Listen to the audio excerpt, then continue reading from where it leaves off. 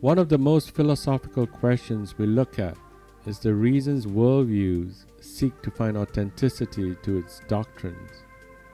The word doctrine in itself reveals caution, as it associates itself in convincing people to accept its authenticity to its view. If that was the case, then all worldviews are valid within their ideologies.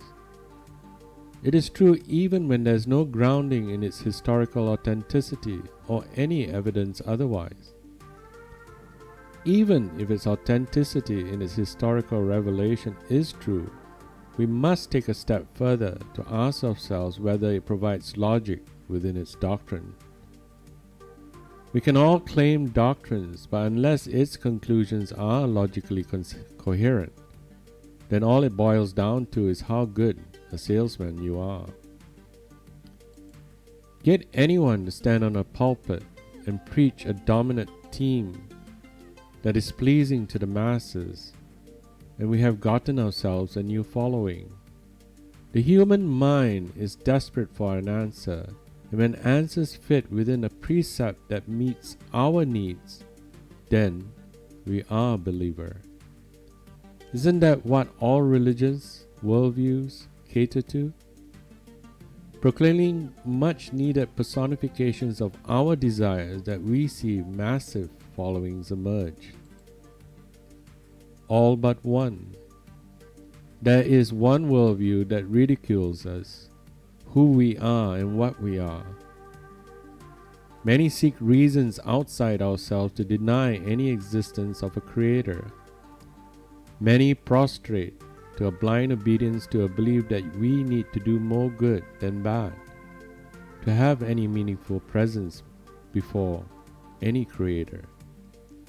Or some eliminate the world essence of a creator and look at life as a process of reaching a state that brings oneness to the world around them, but eliminating the very essence of the brokenness of the world around them.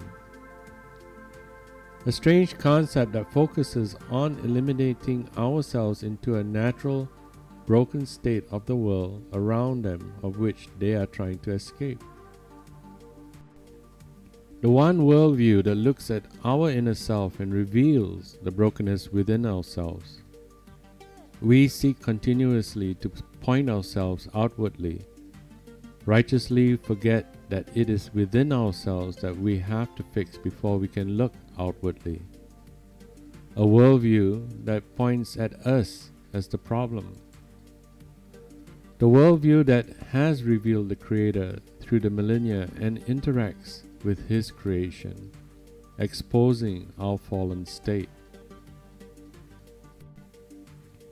Our fallenness caused not by a defective creation, it is by the perfection of His creation that reveals the real brokenness of our fallen nature in our freedom of our choices. In all essence, was created in His image and likeness, to choose freely to make their choices that are pure and true to the Imago Dei.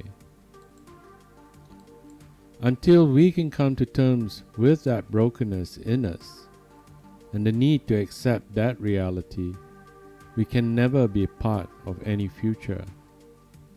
No matter how good we force ourselves to do, we are never walking the path of humility to our Creator, and more importantly, walking in the need of His grace. Only in accepting our inability to stand correct can we fully appreciate that our Creator took upon Himself to stand judgment for our iniquities, to give His life to save ours from eternal damnation. It is only in the revelation of the reality of our need for saving, forgiveness, and grace can we have hope of any future, and that future only lies in Jesus Christ.